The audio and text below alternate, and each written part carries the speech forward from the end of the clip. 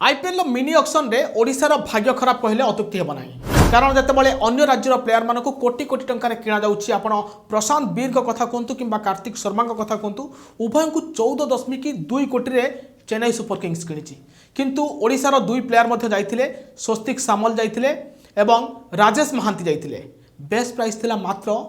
30 लाख टंका हेले दुई प्लेयर को कौन सी फ्रांचाइज किणवा को आग्रह प्रकाश करनथिले आपण कहि रखे जे आईपीएल मिनी ऑक्शन पाई 269 जन प्लेयर निज नाम पंजीकरण करथिले एथिरे अंतर्जातीय प्लेयर थिले एवं इंडियन अनकैप्ड प्लेयर मध्ये थिले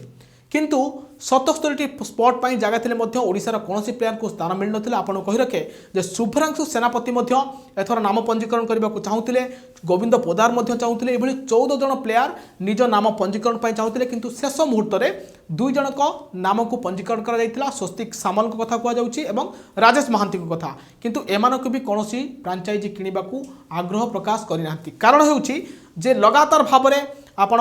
रणजी ट्रॉफी कथा कहतु सैयद मुश्ताक अली ट्रॉफी कथा कहतु ओडिशा सकल खराब प्रदर्शन करुच्ची जहाँफल कि ओडिशा गोटे जातीय मानचित्र जो क्रिकेटर मानचित्र रही है कौटिना कौटि पछक पड़ुची आउ यार अन्य कौन कारण रही आपण मैंने आमको जनातु।